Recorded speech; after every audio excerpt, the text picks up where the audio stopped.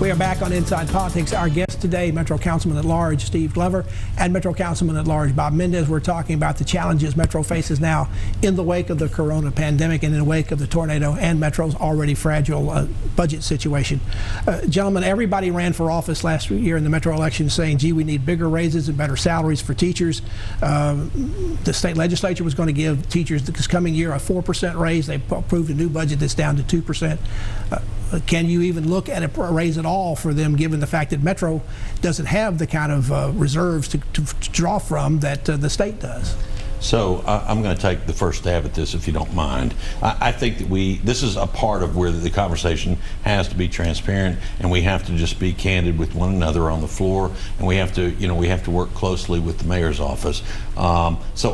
For me, I'm not interested in throwing that off the table. We have to work hand in hand to determine how do we take care of our employees. The next thing we have to do, in my opinion, the most critical piece for me, is I sent a letter to the mayor a few days ago, the deputy mayor, and I asked them to let me help lead a small business coalition to determine, task force as it were, to try and figure out how do we get information to small businesses to get people back employed as rapidly as possible. The mayor's agreed to it. I spoke to him last night. I spoke to the vice mayor. The mechanics of it, we don't have that yet. But I think if for no other reason, we're able to have great diversity there. So we have businesses from Nolensville Pike all the way to Bellevue, North Nashville, down to the Brentwood area. And of course downtown, if we're able to do that, I think it will go a long way on helping us determine how do we proceed next. I mean, we've got a ton of employers that need to be able to put their people back to work, and then at that point, we have to determine, what's the natural progression of how we pay for all of these things. Once we do that, I think right now it'd be impossible to try and do a property tax increase right now today. But that's not to say that it's not something that we don't need to look at and consider seriously. Bob, there's always limits to how large a tax increase anybody's willing to get behind, but is yours going to be large enough to take care of a teacher pay raise or an employee pay raise? Again, I haven't seen the revenue numbers from the mayor's office because they've been a little busy over the last few weeks. To me, being perfectly blunt about it, job one is maintain government services. That means maintaining the employee level. And then after that, everything else has got to be a negotiable math problem depending on what exactly is happening to our sales tax revenue. And we'll know more in the coming months how that goes. Like Councilman Glover and a lot of us in office, we ran on improving pay, and that needs to happen. But job one is continuity of government, which means continuity of employment for our employees. In the whole area of revenues, we talked about the state already passing a revised budget, but those are based on some revenue estimates that, quite frankly, are almost pulled out of thin air because nobody's had time to really figure out what it's going to be. Metro's going to face that same problem putting their budget together, aren't you? Well, I think to a degree, absolutely we will, because Councilman Mendes just said it. It's going to take us a few months to actually figure out where we are on sales tax revenues. I think he and I would both agree we're going to be down. The question is, how badly down will we be? And so with that, but you'll have to make that decision before because you're going to have to make a decision at this point by the end of May, and that's a month early. But you may not have enough months of revenue to know what's going to happen. Well, I'm going to do my answer very quickly, so Councilman Mendes will be able to respond. We actually have until June 30th at midnight. I think we're trying to get it done by the end of May to give it to the state comptroller to make sure we're balanced, to make sure everything, all the pieces of the puzzle fit correctly.